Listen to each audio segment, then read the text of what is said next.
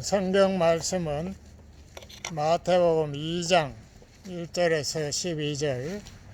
설교 제목은 마태복음의 성탄 기록이 되겠습니다. 신약 성경 2페이지 제가 봉독하겠습니다. 헤롯 왕 때에 예수께서 유대 베들레헴에서 나심에 동방으로부터 박사들이 예루살렘에 이르러 말하되 유대인의 왕으로 나신 이가 어디 계시뇨? 우리가 동방에서 그의 별을 보고 그에게 경배하러 왔노라 하니 헤롯 왕과 온 예루살렘이 듣고 소동한지라. 왕이 모든 대제사장과 백성의 서기관들을 모아 그리스도가 어디서 나겠느냐 물으니 가로되 유대 베들레헴이오니 이는 선지자로 이렇게 기록된 바 또 유대 땅 베들레헴아 너는 유대 거울 중에 가장 작지 아니하도다. 내게서 한 다스리는 자가 나와서 내 백성 이스라엘의 목자가 되리라 하였음이니이다. 이에 헤롯이 가만히 박사들을 불러 별이 나타난 때를 자세히 묻고 베들레헴으로 보내며 이르되 가서 아기에 대하여 자세히 알아보고 찾거든 내게 고하여 나도 가서 그에게 경배하게 하라. 박사들이 왕의 말을 듣고 갈새 동방에서 보던 그 별이 문득 앞서 인도하여 가다가 아기 있는 곳 위에 머물러 섰는지라. 저희가 별을 보고 가장 크게 기뻐하더라. 집에 들어가 아기와 그 모친 마리아에 함께 있는 것을 보고 엎드려 아기께 경배하고 보배압을 열어 황금과 유향과 모략을 예물로 드리니라. 꿈에 헤롯에게로 돌아가지 말라 지시하심을 받아 다른 길로 고국에 돌아가니라. 아멘.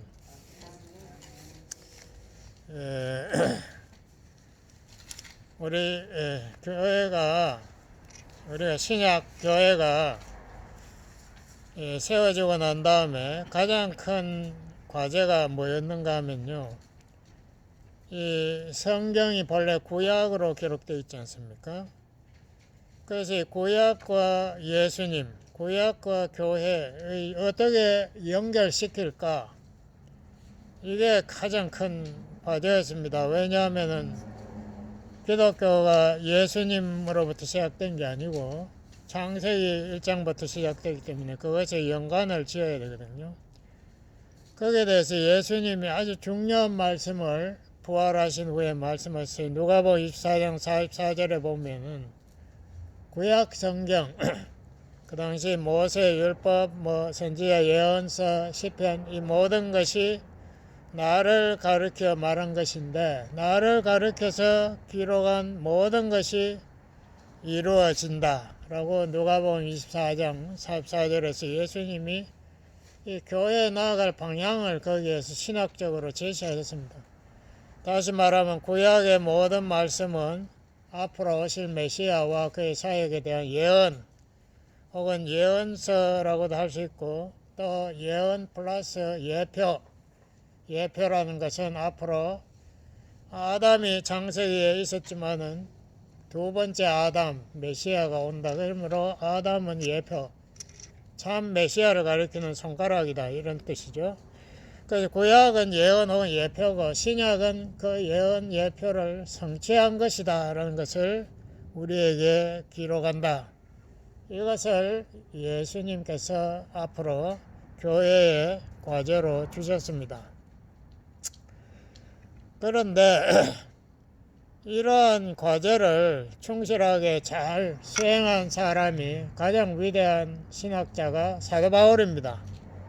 그래서 사도 바울이 이 구약이 어떻게 해서 예수님 안에서 성취되었나 이것을 신학적으로 너무나 완벽하게 설명을 했습니다. 그것이 바로 로마서 대표적으로 있겠고, 그런데 이것을 가장 신학적으로 잘 설명한 서신이 히브리서입니다. 그러므로 히브리서가 매우 중요하고 히브리서에서 율법이 어떠한 역할을 하는가, 예수님을 가리키는 그림자라고 분명히 말하고 있습니다. 그러므로 율법이 성취가 아니고 예수님이 율법의 본래의 의도한 뜻을 성취했다.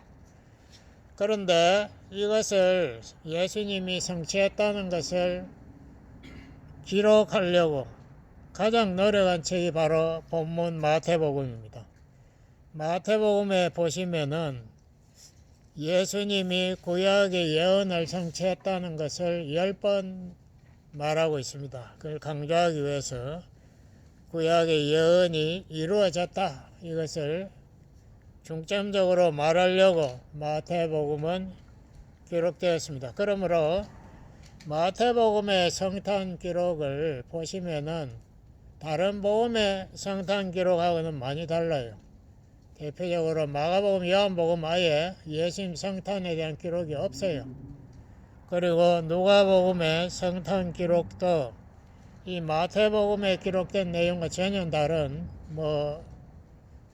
광야에 목자들이 천사를 봤다, 이런 이야기. 전혀 마태복음의 기록과는 달라요. 마태복음은 동방박사가 왔다, 별을 보고 왔다, 이런 이야기. 또 헤롯이 아기들을 죽였다, 그러므로 예수님은 애굽으로 도피했다, 이런 기록들이 마태복음에만 나타나는데 왜 그런가? 그래서 신학자들이 마태복음의 1장, 2장의 기록을 이것이 마태가 자기가 꾸민 이야기라고 주장하려고 굉장히 노력했습니다. 그래서 지금도 상당히 많은 신학자들이 마태복음의 기록을 진짜가 아니고 마태가 상상한 이야기다, 이렇게 주장하고 있습니다. 그런 주장은 있지만은 우리가 보기에는 우리가 신앙적으로 보면 이 마태는 구약의 예언이 성취되었다는 것을 이 마태복음 1장, 2장에서 벌써 여러 번, 5번을 강조하고 있거든요. 그것만 봐도 마태가 훨씬 일반 신학자보다 구약을 깊이 알고 그 구약의 진정한 역할, 그것과 예수님의 성취에 그것을 묶어가지고 이 성탄 기록을 더 깊이 있게 우리에게 설파한 것을 볼 수 있습니다.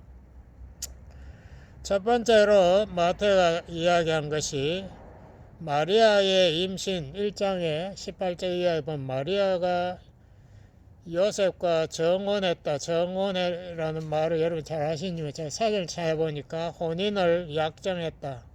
요새 말로 말하면은 결혼이 아니고 약혼, 영어로 말하면 engaged.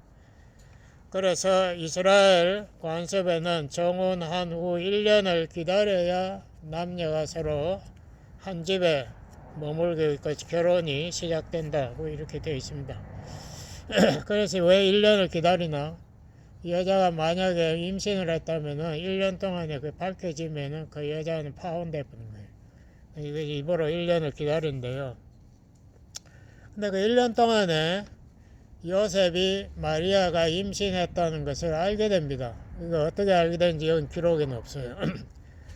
그러면 요셉이 일반적으로 하는 행동은 뭔가 하면 그거를 시에 있는 높은 사람들, 거기에 무슨 서기관이나 이런 제사장 이런 사람들한테 알려가지고 마리아를 성문에 재판해가지고 돌로 쳐 죽여버려요. 그것이 일반적인 케이스인데 여기에 마태복음은 요셉이 의인이라서 마리아를 살리려고 비밀스럽게 이걸 처리하려고 비밀스럽게 이혼하려고 했다, 이렇게 기록되어 있습니다. 그런데 마침 꿈에 보니까 천사가 나타나서 그 임신이 성령의 능력으로 되었다는 것을 듣고 그리고 또 그 아기가 앞으로 백성을 구원할 메시아, 죄에서 우리를 구원할 구원자다, 이 말을 듣고 그 이름까지 예수, 구원자라는 말을 듣고 생각을 고쳤다라는 기록이 마태는 하고 있습니다. 그래서 요셉이 당장 마리아를 데려와서 아이를 놓을 때까지 같이 자지 않았다, 동거하지 않았다라고 말하고 있습니다. 그리고 1장 23절에 보면은 여기 이사야 7장 14절을 인용했는데 보라 처녀가 잉태하여 아들을 낳을 것이라 낳을 것이요 이름을 임마누엘이라 하리라 하셨으니 이를 번역한 이제 하나님이 우리와 함께 계시다 함이라. 참 놀라운 말이죠. 우선 처녀가 잉태했다 이거 있을 수 없는 말인데, 그래서 어떤 학자들은 이사야 7장 14절은 젊은 여자를 의미하기도 하니까 젊은 여자라고 우리가 해석하자면 이렇게 주장했지만은, 유대 학자들이 70명이 모여서 헬라어로 번역한 70인역 구약을 헬라어로 번역한 거기에 보면은 처녀라고 분명히 나와 있습니다. 유대인들도 이걸 처녀로 해석한 거지 젊은 여자로 해석하지 않았어요. 젊은 여자가 애 놓는데 뭐가 이상해? 그건 아니고 처녀가 잉태해서 아를 낳았다. 그 임마누엘이란 거 하나님이 우리와 함께 하신다. 다시 말하면 그 아기가 하나님의 아들이다. 이것을 벌써 이사야 7장 14절은 예언했는데, 마태는 여기 첫 번째 그 예언이 성취되었다 하는 것을 여기서 말하고 있습니다. 그러니까 예수님이 하나님의 아들로 우리에게 오셨다. 근데 요셉은 이게 간단한 문제가 아니죠. 요셉은 자기가 평생 죽을 때까지 아빠를 모르는 아기를 마리아가 낳았는데, 그것을 자기가 아빠 노릇을 하면서 같이 결혼 생활을 해야 되니까 그게 요셉에게는 쉬운 결단은 아니었다는 분명합니다.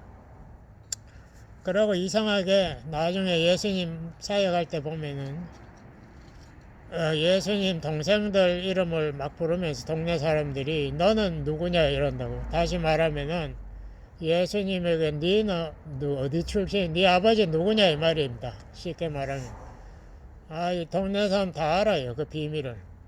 그러니까 내가 이게 요셉이 얼마나 고통스러워, 마리아는 물론이고 고통스러웠겠어요. 그걸 뭐 이야기할 사람들이 그걸 믿나? 오늘날 사람들 안 믿잖아요. 그러니까 이렇게 임마누엘 예수님이 하나님 아들로 탄생한 자체가 쉽지 않은 선택을 통해서 마리아와 요셉의 희생과 사랑으로 이것이 가능해졌다는 것을 마태는 우리에게 분명히 말하고 있습니다.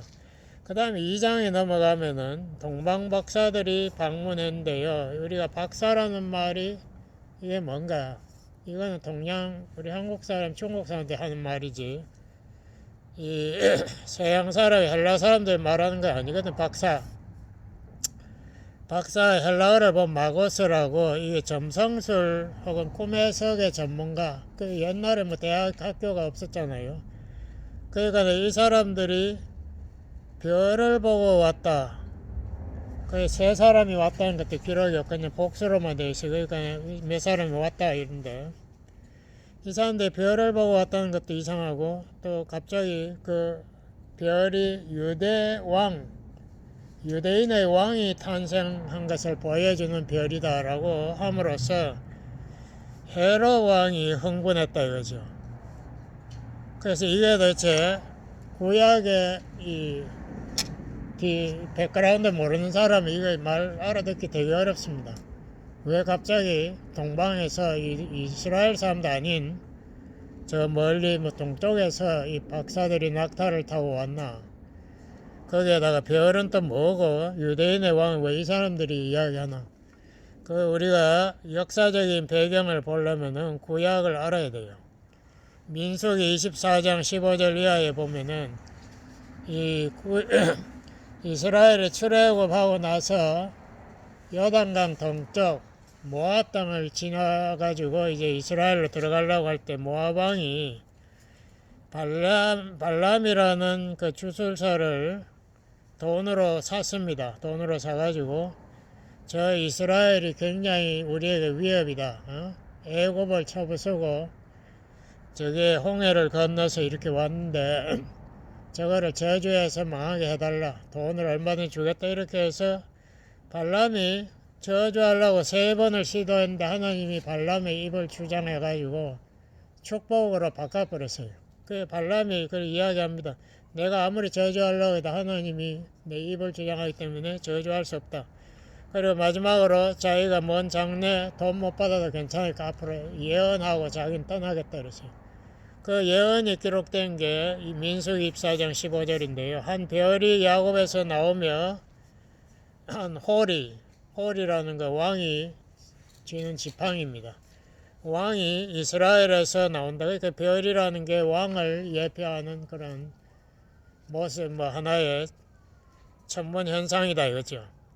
그래서 나와서 그 왕이 모압과 에돔을 앞으로, 에돔이 지금 레바논이잖아요. 모압과 에돔이 지금 레바논을 정복하고 아수리아도 앞으로 세계 열방의 강국으로 나타날 것이고, 또 그 후에 로마가 세계를 다스린다까지 예언을 했습니다.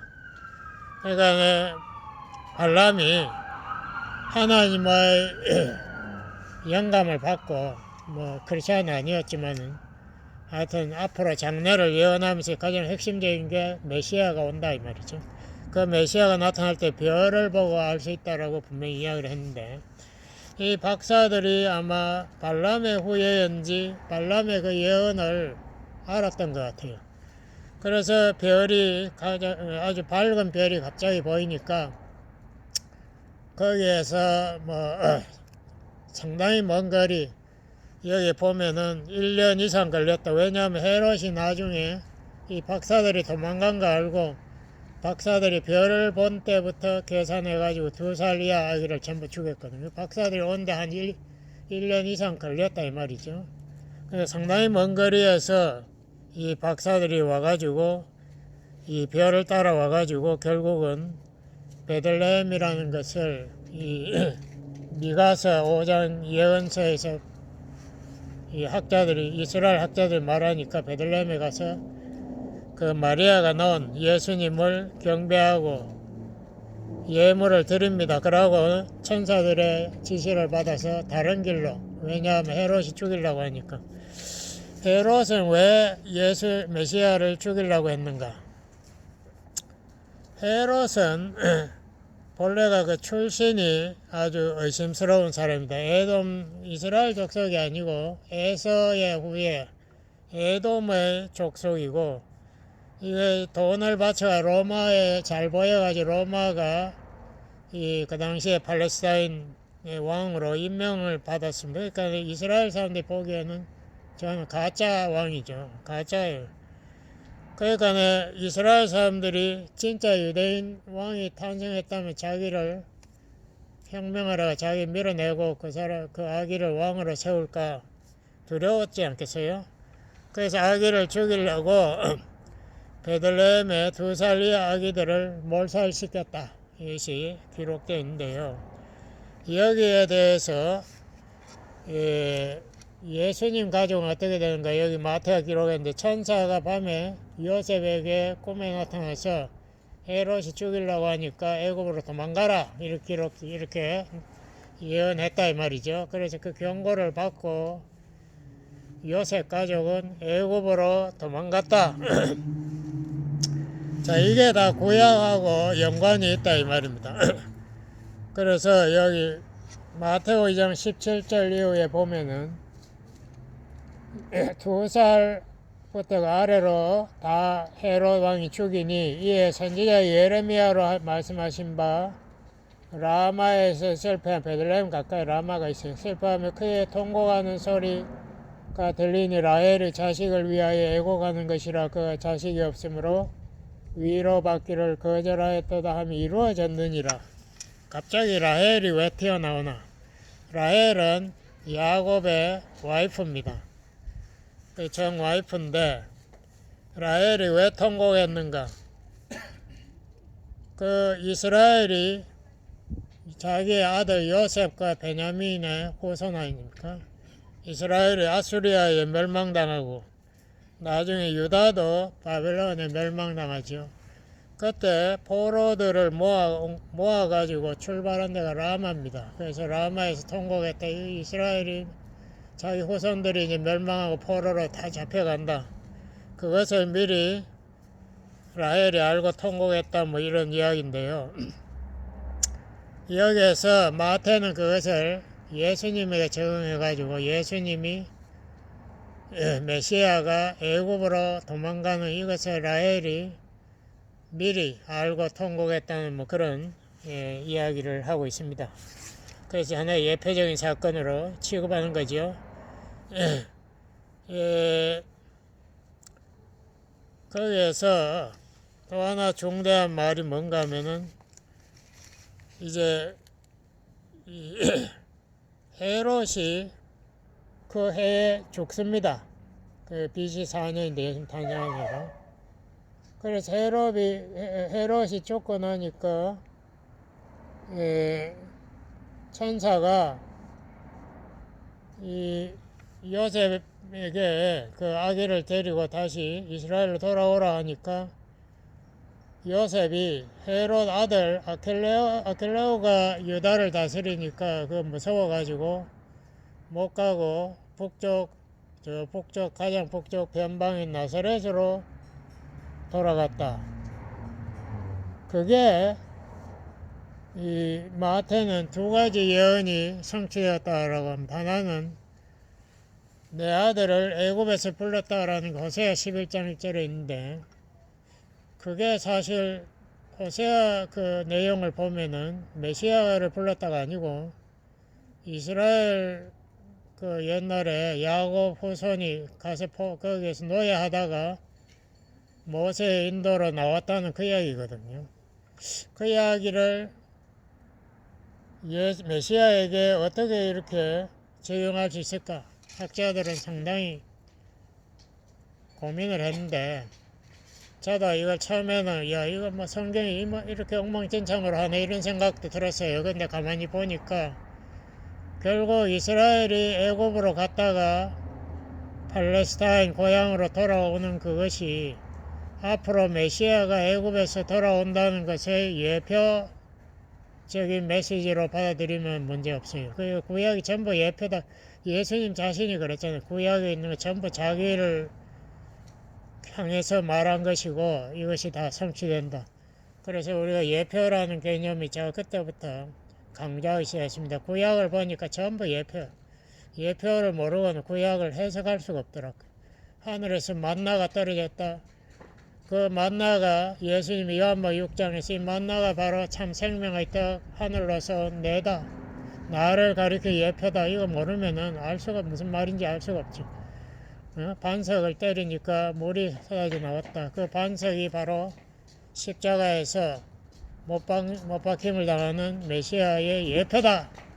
이거 모르면은 구약 해석은 불가능합니다. 모세가 지팡이로 왜 반석을 쳤나? 이것이 예수님이 십자가에 못 박히는 것, 그것을 미리 보여준 것이다. 이러한 해석이 없으면은 구약과 신약을 연결하는 불가능합니다. 그래서 예표와 예언은 아주 구약과 신약을 연결하는 핵심적인 개념입니다. 그래서 뭐 어떻게 됐든 간에 이 마태는 이러한 개념을 여기 철저하게 적용해 가지고 구약 성경이 메시아에 대한 예표를 하고 있다는 것을 말하고 있고 예수님이 애굽에 간 것도 예언의 성취, 애굽에서 다시 돌아온 것도 예표의 성취다. 이렇게 우리에게 설명하고 있습니다.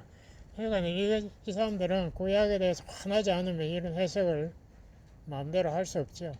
그러니까 얼마나 그 당시 사람들도 성경을 깊이 알았는가. 우리가 바울서신을 읽어보면 이 바울이 구약 정말 깊이 오늘날 사람들도 구약을 그렇게 깊이 아는 사람 별로 없어요. 정말 대단한 학자들이다. 공부를 엄청나게 했다는 것이 우리가 할 수 있는데요.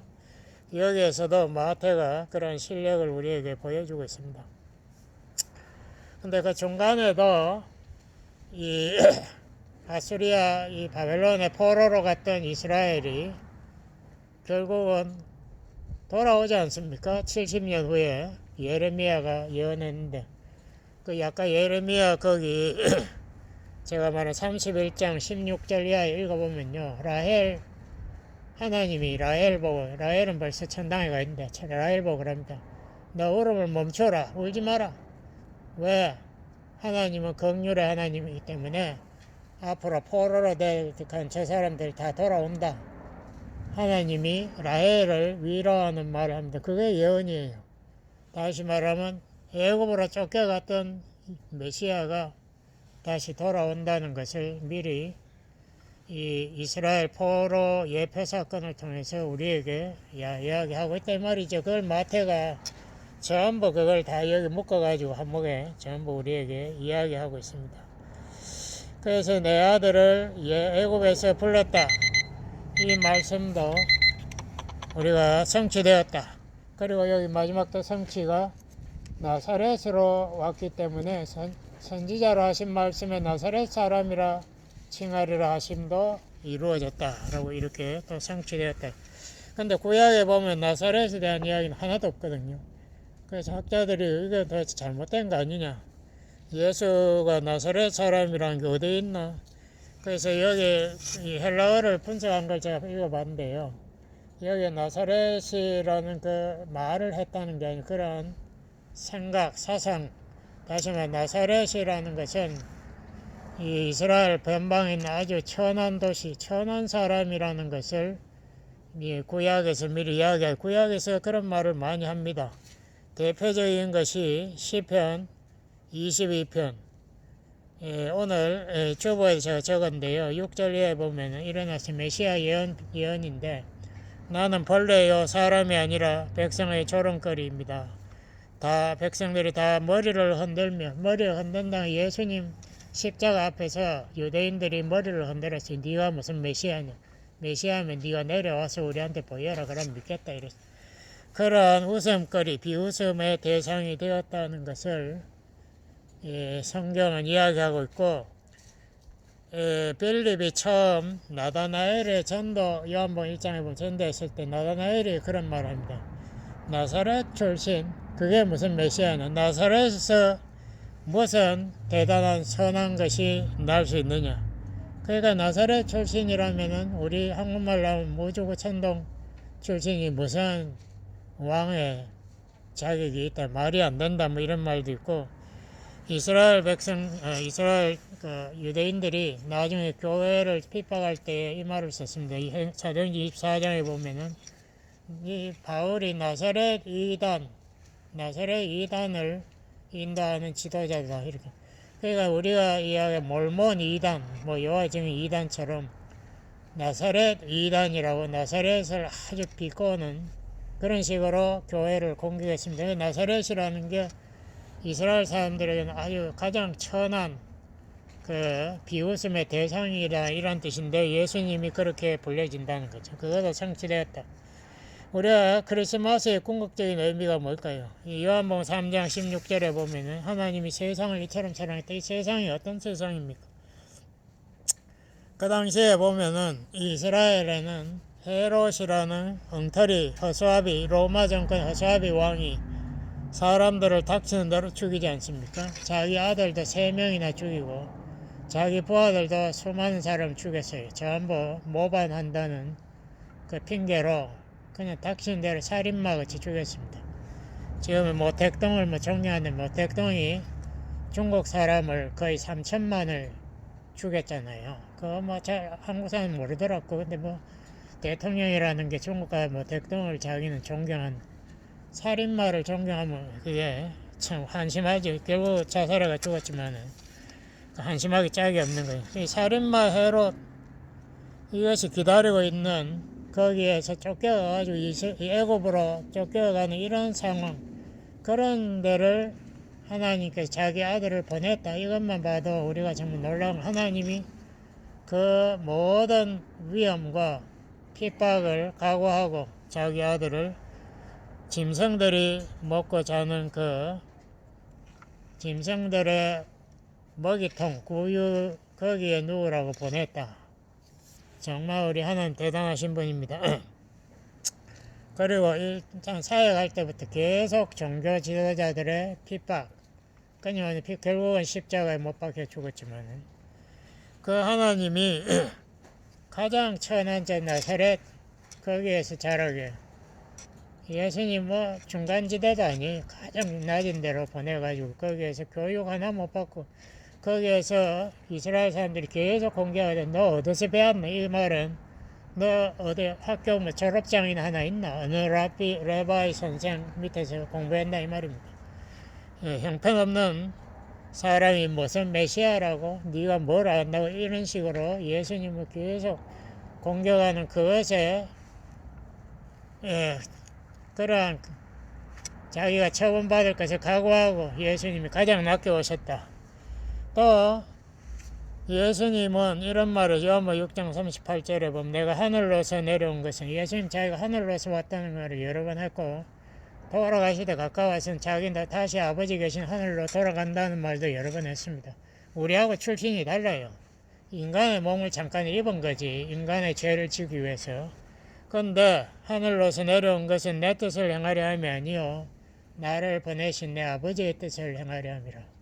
그 예수님은 그 33년 동안 살면서 완전히 하나님의 뜻을 성취하기 위해서 구약에 기록된 그 예언과 예표를 성취하기 위해서 살으셨습니다. 그래서 자기의 생명을 바쳤고 내게 주신 자 중에 하나도 잃어버리지 않고 마지막 날에 내가 다시 살리겠다라고 예수님은 그것을 위해서 자기가 왔다라고 말씀하셨습니다. 이것이 성탄의 진정한 의미입니다.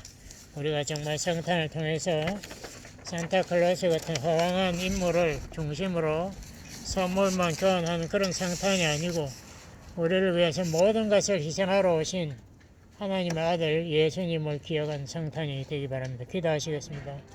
아버지 하나님 감사합니다.